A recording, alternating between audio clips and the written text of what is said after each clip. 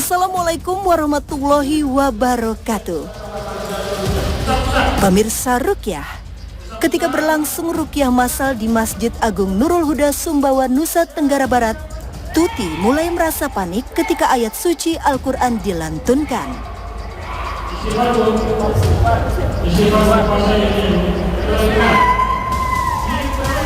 Namun, ibu rumah tangga bernama lengkap Tuti Sunarti ini tak menyerah begitu saja. Ia pun berusaha mengembalikan kesadarannya dengan terus beristighfar.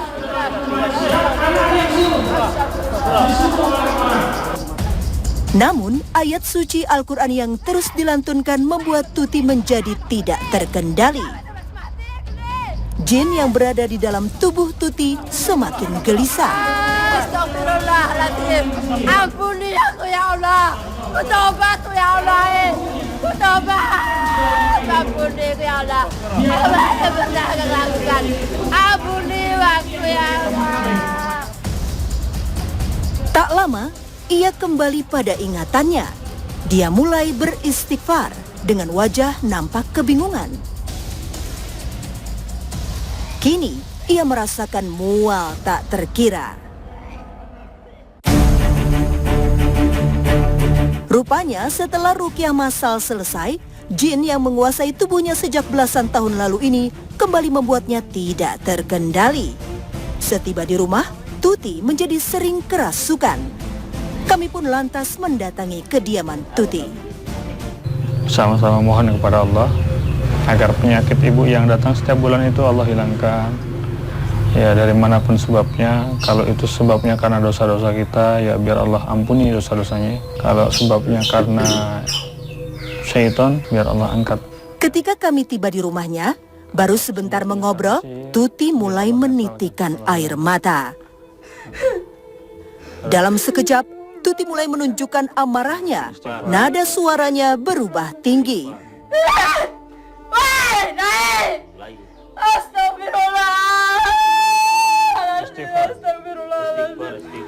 Jufri, sang suami, mencoba menenangkannya dengan memintanya untuk beristighfar. Ya, supaya syaitan kehilangan. Ustadz Muhammad Zunaidi memintanya tak putus istighfar. Dosa-dosa itu sudah diistighfari.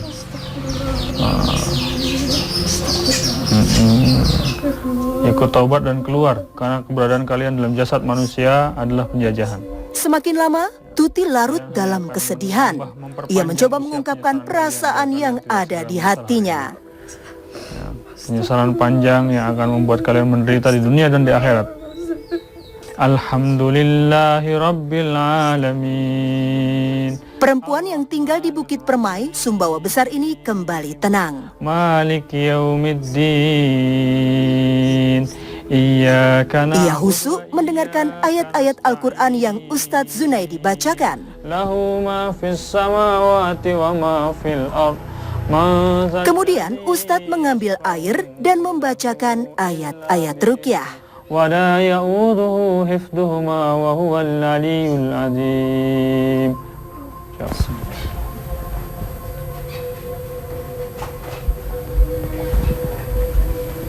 Kalau dari hasil diagnosa yang kita lakukan, Bu Tuti ini terkena gangguan sihir. Jenisnya jenis marit ya, sihir penyakit. Kita berdoa dulu ya. Sini Pak. Melihat reaksi Tuti, Ustadz Zunaidi kemudian membimbing Tuti untuk mencari buhul-buhul yang tertanam di rumahnya. Ibu, maju duluan, Ibu duluan. Didampingi Jufri, Tuti menyusuri setiap ruang dalam rumahnya, mencari apakah terdapat buhul di sana. Perlahan, mereka mulai melangkahkan kaki. Seketika saja, Tuti kembali kesurupan.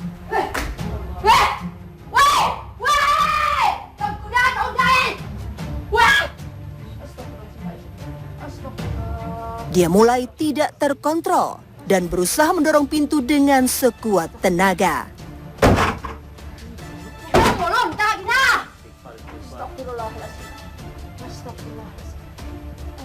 Kali kau nak kali. Anapan ke tanam Kali kau nak Tanam katanya Pak Ustaz.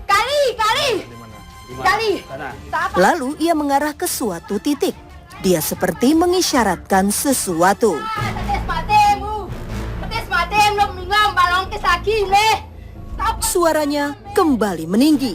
Namun sebentar saja Tuti berubah sedih. Sakit kuiri kuingo Pak Ustadz. Kuiri kuingo sakit Pak Ustadz. Sate kesmate Tuti Pak Ustadz. Jadi udah bujerang mau mati boleh keropang leh. Teks mate bawa ke sakit teh. Nyabang terkadam lah. Maghrib kakolo. Nyabang tu semayang maghrib dah sakitnya lo masjid. Tabang kakolo Pak Ustadz. Kak tanam tak, kak tanam tak. Jadi pas saya sholat maghrib, Istighfar. Seakan paham dengan maksud istrinya, pria 50 tahun ini menggali tanah yang dicurigai tersimpan energi-energi gaib. Lepas deh, bak ngering aku teh. sabar, istighfar.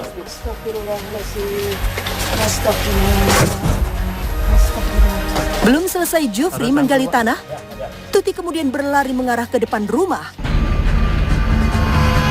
Sebentar, Pak.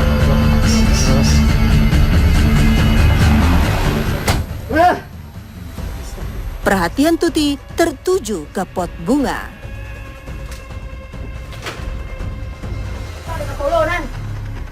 Di mana dia di sini? Oh, totang. Dia bungkak na bayar sih. Ada keanehan lah. Sering kaget, dia cerita sering mimpi yang ndak-ndak.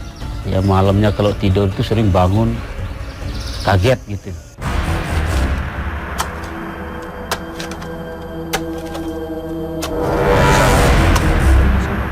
Tiba-tiba saja ia mengagetkan saya.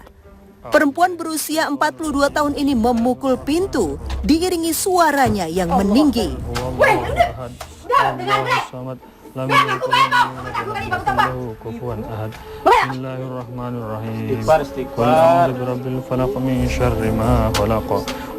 Tuti kembali berubah sedih sambil berbicara ngelantur.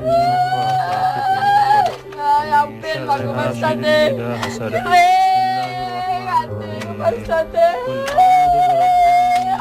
Hampir aku bersate. Sudah aku ganggu Tuti bersate. Sudah aku ganggu Ranta Tuti. Sampai kera. Aku ganggu Ranta bulan Lansa bersate. Setelah tidak ditemukan benda yang mirip buhul, Ustadz Zunaidi kemudian menuangkan air ruqyah.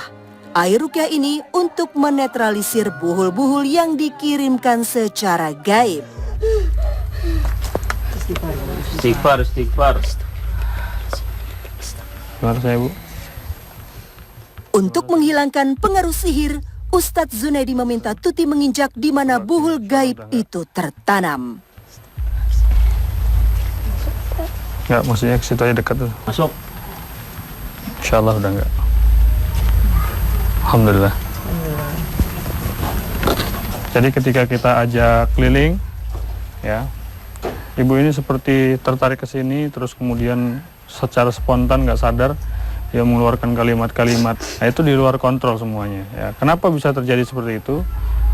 Biasanya ini indikasi sihir. Ya, sihir itu kalau ada buhul atau benda-benda tertentu yang disimpan di suatu tempat akan punya pengaruh langsung kepada orang yang disihir. Wallahu a'lam. Nah, terus kenapa tadi saat ibu menuju ke situ lagi udah nggak ada reaksi sama sekali nih Pak Ustadz? Apa artinya sihir tersebut sudah musnah? Insyaallah, Nggak ada kekuatannya lagi? insyaallah buhul yang ada di tempat situ sudah hilang semua pengaruhnya karena kita sudah bacakan ayat penetral sihir. Sihir ya. Alhamdulillah.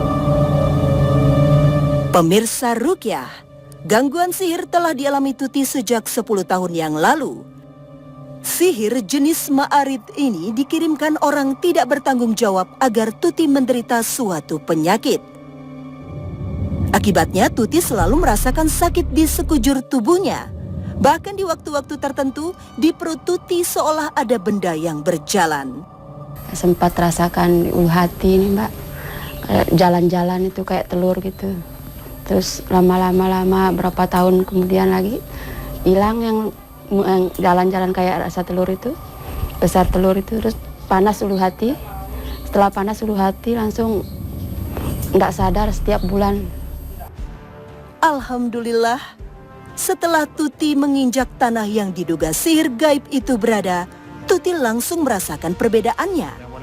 Kekuatan gaib yang selama ini ia rasakan sudah tidak ada lagi. Ya alhamdulillah udah tenang, enak. Ada lagi Sudah. di ulut hati masih berasa sakit ya? Enggak ada Mbak. Insya Allah dengan terapi rukyah yang kita lakukan, energi sihir itu akan netral.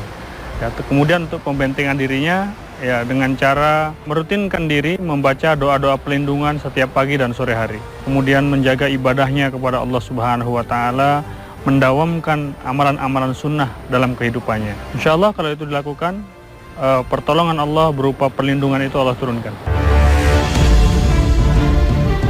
Tidak beda jauh dengan kasus Tuti, kasus yang sama juga dialami Ida Farida. Perempuan yang sehari-hari bekerja sebagai pegawai negeri sipil di Mataram, Nusa Tenggara Barat ini juga mengalami sihir ma'arid. Sihir yang ia rasakan sejak 2 tahun lalu ini membuat Ida kerap merasakan panas seperti terbakar di bagian lehernya.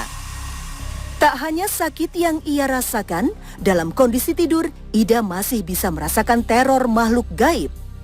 Saat tidur, Ida selalu mengalami mimpi buruk. Semua itu membuatnya tidak tenang dan selalu diiringi ketakutan. Dulu di bagian kepala, di belakang ini terasa sakit sampai kepala itu rasanya mau pecah. Sakit kepala itu. Terus saya bawa, ya bisa dikatakan dokter di Mataram udah spesialis, sudah hampir 7 spesialis saya bawa. Saya juga tidak tahu itu apa gaib apa ya. Saya merasakan panas memang di belakang tengkuk saya. Panasnya seperti api, kadang-kadang juga panasnya seperti balsem kayak gitu. Astaghfirullahaladzim. Terapi rukyah pun kini ia tempuh untuk menghilangkan segala jenis gangguan gaibnya.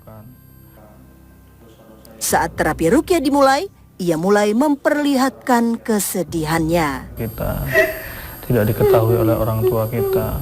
Allah tahu, Allah melihat semua yang kita lakukan. Istighfar terus. Rabbana wa la tahmil alaina isran kama hamaltahu ala. Ketika Ustadz Muhammad Zunaidi sedang membacakan ayat-ayat rukyah, tiba-tiba saja pita suaranya berubah. Wa'fu anna waghfir lana warhamna anta maulana. Nafasnya menjadi cepat. Ia semakin bereaksi. Kedua tangannya menjadi kaku.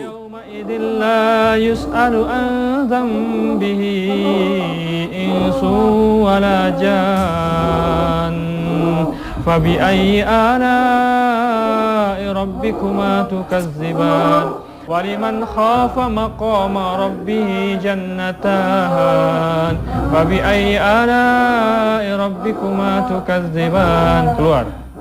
Siapa ini? Kenapa? Kenapa kamu mengganggu saudariku? Sakit? Kalau nggak mau sakit keluar. Ya, keluar dari jasad saudariku ini.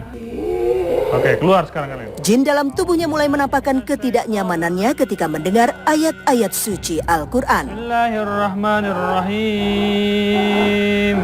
Was-saffati saffa, faz-zajirati zajra, fattaliyati dzikra. Inna ilahakum lawahid. Rabbus samawati wal ardi wa ma bainahuma wa rabbul masyariq. Inna zayyana sama'ad dunya bizinatinil kawakib. Reaksi jin seperti ini adalah indikasi dari reaksi jin yang terikat dengan sesuatu. Jadi sebenarnya dia pengen keluar, dia sudah kepanasan, tersiksa, tapi seperti susah. Gitu. Kita coba cari ya. Kenapa panas? Kenapa kamu rasa panas? Panas ya, tinggalin panas. Wida?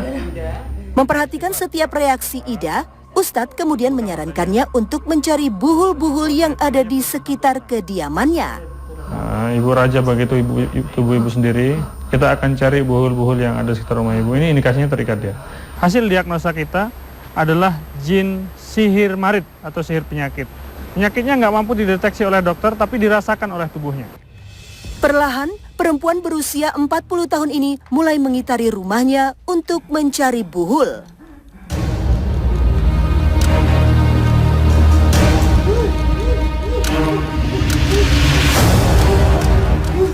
keluar lagi, keluar. Oke. Masuk ke lorong itu saya langsung merinding dari ujung kaki sampai kepala nih. Dengan sendirinya merindingnya, dan tangan juga saya tidak tahu kok sudah kayak gitu. Ia terus menyisir setiap ruangan. Buka.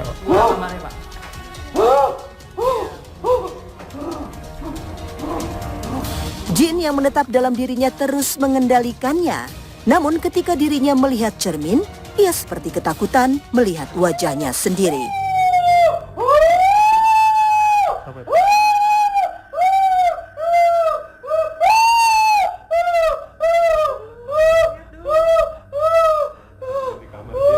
Orang yang sedang dalam gangguan memang akan melihat wajahnya itu dalam keadaan buruk, sehingga dia takut melihat cermin. Duduk. Sekarang seluruh badannya menjadi kaku.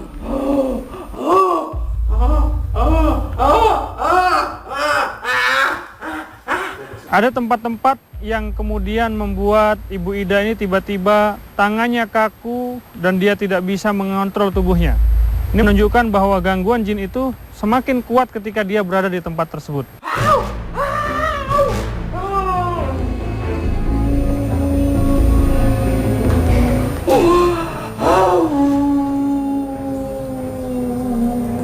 Untuk mengucapkan istighfar saja terasa sukar.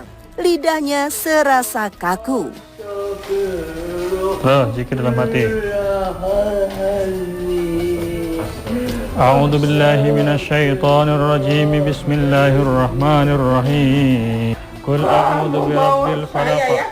Dia mulai mengungkapkan isi hatinya. ومن شر النفاثات في العقد ومن شر حاسد إذا حسد بسم الله الرحمن الرحيم قل أعوذ برب الفلق من شر ما خلق ومن شر غاسق إذا وقب ومن شر النفاثات. Sayang, hanya kata-kata kebencian yang terucapkan. Bismillahirrahmanirrahim. Qul a'udzu birabbin nas, malikin nas, ilahin nas, min syarril waswasil khannas. Semprotin dari mulai ibu tangannya gini tadi. Di situ kan.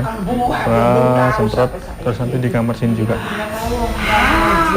Buhul-buhul yang dikirimkan ke Ida juga merupakan buhul gaib. Tidak ditemukan buhul yang berwujud nyata.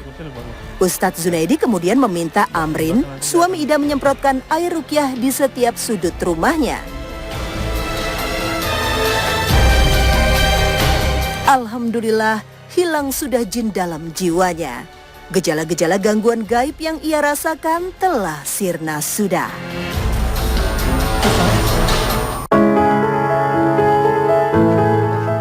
Bagaimana tata cara makan yang benar dalam Islam? Sebelum kita makan, ada adab-adab yang harus kita lakukan. Yang pertama, pastikan bahwa makanan yang kita makan adalah makanan yang halal. Simak tipsnya sesaat lagi.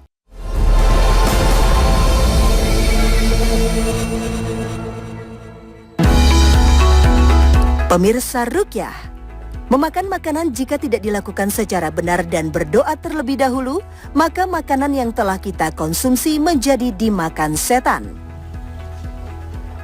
Agar makanan yang kita konsumsi menjadi berkah, Ustadz Zunaidi akan memberikan tips tata cara makan yang diajarkan oleh Rasulullah Shallallahu Alaihi Wasallam. Tunggu dulu bentar ya. Ada panduan Rasulullah Shallallahu Alaihi Wasallam sebelum kita makan. Pemirsa, Rasulullah Shallallahu Alaihi Wasallam mengajarkan kepada kita sebelum kita makan ada adab-adab yang harus kita lakukan. Yang pertama, pastikan bahwa makanan yang kita makan adalah makanan yang halal. Yang kedua, jangan lupa memulainya dengan membaca bismillah. Nah, Rasulullah menyampaikan, inna syaitan la yastahillu ta'amul ladzi lam yadhkur ismallahu alaihi.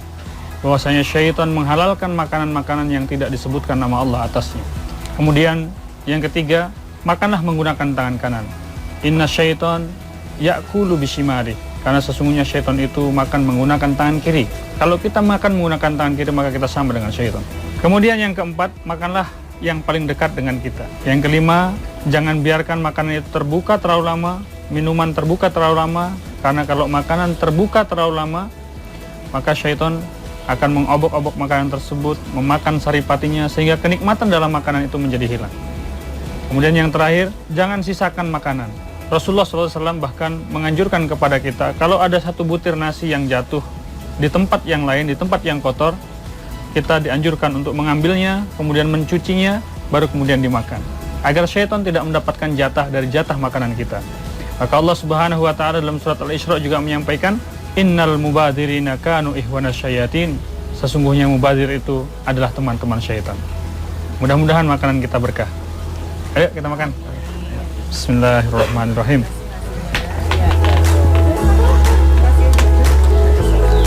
Makasih, Bang. Terima kasih atas perhatian Anda. Wabillahi taufiq wal hidayah. Wassalamualaikum warahmatullahi wabarakatuh.